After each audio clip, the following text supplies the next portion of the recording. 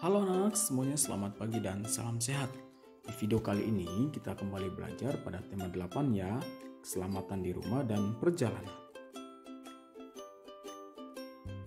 Pada video pembelajaran sebelumnya, anak-anak sudah belajar beberapa aturan keselamatan di rumah dan di perjalanannya. Nah, sekarang kita akan belajar pada muatan bahasa Indonesia. Penggunaan huruf kapital pada teks yang pertama atau yang ke-1. Huruf kapital dapat dipakai sebagai huruf pertama pada awal kalimat. Sekarang mari kita lihat contohnya. Para siswa mengikuti upacara bendera. Pada kalimat para siswa mengikuti upacara bendera, pada kata para diawali dengan huruf kapital. Nah, itu tadi contohnya ya anak-anak. Lalu berikut, selain huruf itu, huruf kapital juga dipakai pada huruf pertama, nama orang, serta penulisan dan kata ganti untuk Tuhan. Contoh, Nina selalu berdoa kepada Tuhan. Pada kalimat Nina selalu berdoa kepada Tuhan, terdapat penggunaan huruf kapital pada nama orang, serta pada kata Tuhan. Nah, anak-anak, ini tadi penggunaan huruf kapital pada teks yang pertama ya. Selanjutnya, kita akan belajar penggunaan huruf kapital pada teks yang kedua.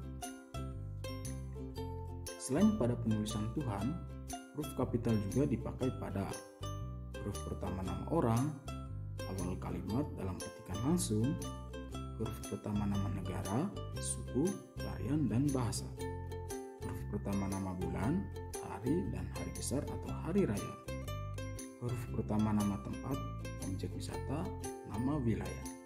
Nah, untuk mengetahui contoh-contohnya, anak-anak bisa lihat pada buku pena halaman 146 ya. Anak bisa lihat pada halaman 146 pada buku pena kalian. Di situ ada banyak contoh-contohnya ya. Lalu yang berikut kita akan belajar penggunaan tanda titik pada kalimat. Tanda titik merupakan tanda baca yang dipakai di akhir kalimat. Tanda titik dipakai dalam kalimat pernyataan. Selain itu, tanda titik juga dipakai dalam singkatan nama orang. Misalnya M. Hasan, A. Yani, dan W. R. Supratman. Nah, pada nama di atas dapat kita lihat sebelum disingkat dan sesudah disingkat. Sebelum disingkat Muhammad Hasan dan sesudah disingkat menjadi M. Hasan. Ahmad Yani sebelum disingkat dan sesudah disingkat menjadi A. Yani. Wage Rudolf Supratman itu sebelum disingkat ya, dan sesudah disingkat menjadi W. R. Supratman. Lalu anak-anak, tanda titik dalam singkatan nama dapat kita temukan pada nama jalan dalam suatu peta atau denah. Misalnya jalan H. R. Rasuna Said dan jalan M. H. Tamrin. Lalu yang berikut kita akan belajar tanda-tanda titik pada kalimat ya. Selain pada akhir kalimat dan singkatan nama orang, tanda titik juga dipakai pada akhir singkatan gelar, pangkat, jabatan, dan sapaan. Lalu sebagai pemisah bilang ribuan dan kelipatannya. Lalu yang terakhir, penulisan langkah-langkah kegiatan bagan atau daftar.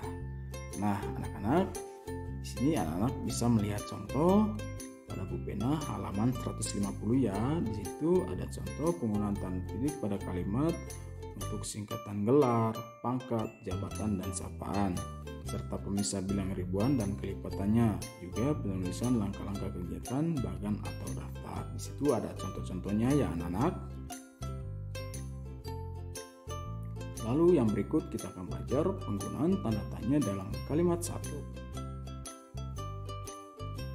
Tanda tanya merupakan tanda baca yang digunakan untuk menandai akhir kalimat tanya. Selain itu, tanda tanya juga digunakan untuk menandai kalimat yang diragukan.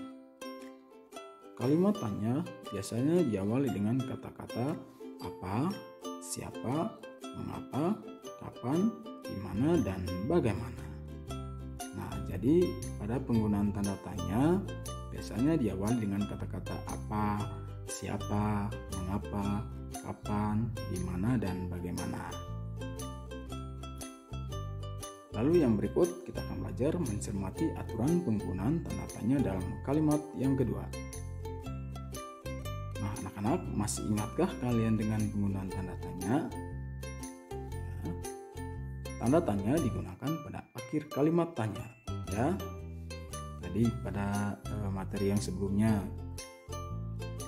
tanda tanya biasanya diawali dengan kata-kata apa, siapa, bagaimana, kapan, di mana, ya.